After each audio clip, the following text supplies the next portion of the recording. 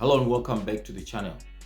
Did you hear that Sanlam, which is South Africa's leading short-term insurer, just posted a massive 35% increase in headline earnings per share? This is quite impressive even in this current market.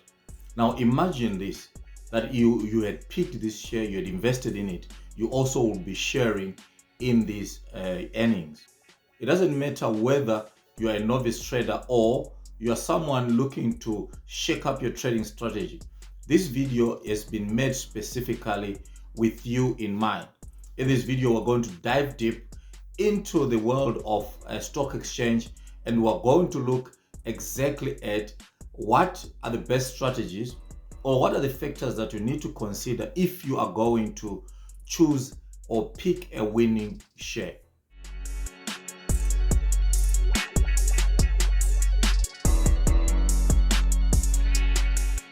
Welcome to Friday Money Matters, where we talk all things money this Friday and every other Friday. Like I said in this video, we are focusing on 5 key success factors that you need to consider if you're going to pick a winning share. Now, there are so many things that are happening in the market, and there are so many factors, so many fundamentals that you can look at. But in this video, we have limited ourselves to 5 only. You are free to comment down below if the ones that you're using are not listed here. Please feel free, comment and tell us exactly how you are making those choices in picking the shares that are winning you, the kind of earnings that have put you on top.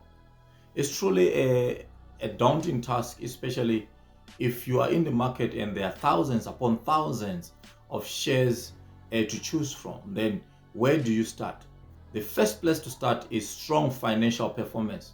Now, if you're going to pick a share, look at companies that have been growing in their performance, in their financial performance on a year-to-year basis, or in given periods from quarter to quarter, or from a half year to half year. Are they reaching the targets, financial goals that they've set in their plans, or what they've promised their shareholders? Are they consistently reaching those? There are so many indicators that you can look at. Look at their balance sheets, look at their income statement, compare their assets to their liabilities, look at their profitability. Look, for instance, in their income statement, how well are they pushing, for instance, in sales? What are the figures? Has there been growth in those areas? And if there has, then you can really put this share into consideration. So you can look at indicators such as return on earnings, and also other indicators such as earnings per share and so forth. Again, I'll always emphasize this, that you can look at current liabilities versus the current assets. Look at the ratios. Usually the financial statements will come with ratios. If you need any information concerning ratios, please leave a comment down below and we'll get back to you on that. The second thing that you need to consider is competitive advantage. Oftentimes, businesses or companies that are performing well are those that have got a competitive edge in the marketplace. Sometimes, especially now in the tech era, you find that there is a proprietary technology that they have. Look at companies such as Apple, Facebook, Instagram, whatever they are. As long as they're in the tech sector, there is bound to be some proprietary technology that they are using to become better than their competitors. So they have a competitive edge because probably this proprietary technology is protected by patents and so forth, which means they become the only people or the only company that are able to produce that particular product in the way it is produced. That is why brands such as a iPhone stand out in the tech era, and that is why Apple has been making greater and greater financial performances year and year and delivering to their shareholders. The third thing to consider is good management.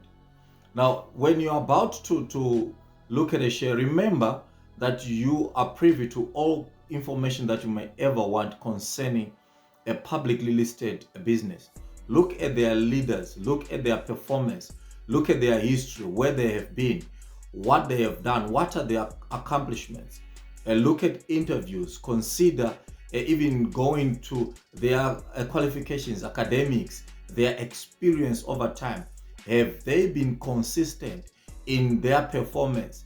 Are there any accolades that they've won as far as performance in leadership or in management? Now, this is bound to give you the right kind of confidence that the company is in good hands. If it is in good hands, then chances are that it is going to perform well as well. Number 4 is market leadership.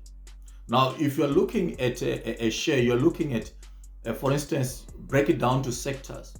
Give an example, for example, the telecommunications sector in South Africa, or in Africa, you have MTN, which is a big performer in that particular sector, which means that this company, as far as the telecommunications sector, it leads sort of in the marketplace. So you're looking at businesses that are like that. Now, such businesses are trustworthy, which means that you've got a lot of people pouring money into the business, and they're not investors that will just come and go, which means that the capital status of that particular business is protected. Now, if there is capital, it means that they have the right kind of financial muscle for growth strategies, for performance, or for penetration into other markets, meaning that eventually their sales will increase, income will increase, especially if they are managing to keep their costs down.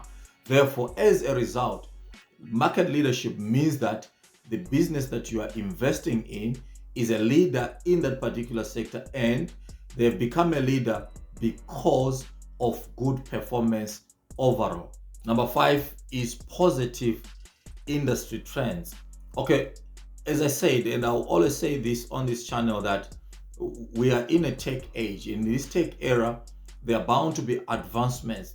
Nowadays, we've got advancements in AI. You're looking at companies that are breaking new ground and treading the unbeaten path, and in doing so, they are proving to be reliable in the kind of information that they are giving out. So they are following trends that are proving profitable, not just any other trend. If it is in the fashion industry, what is the trend there? And what is the company doing to make sure that it is following the trend? Whatever the trend will be in the sector, is the company adapting to trends? Because trends will always be the decider in terms of customer preferences, customer taste, and so forth. As trends change, customer taste will change. Companies that are able to follow those particular trends will provide what the customer wants, and in doing so, they will sell more, higher incomes, and greater chances and opportunities for being profitable. So whatever the case might be, in whatever sector you are going to select, looking at these 5 critical factors puts you just somewhere there, maybe halfway there, to choosing the winning stock. However, there are still other things that you need to consider. I've always emphasized research. Do research, conduct in-depth research on the company that you want to invest in, and make sure that by the time you make the decision, your decision is founded on information that is tangible and that is applicable to what is currently happening in the market. And also, don't forget, reach out to a certified financial broker, financial service provider, as well as any other a financial coach that can help you make the right kind of investment decisions. I hope you liked this video. Please don't forget to give this video a thumbs up, share it with other investors, and also subscribe if you have not yet subscribed. Thank you so much for watching Friday Money Matters. Please leave a comment on whatever you want us to talk about next in this on this particular channel. We'll see you in the next video. Happy investing. Bye.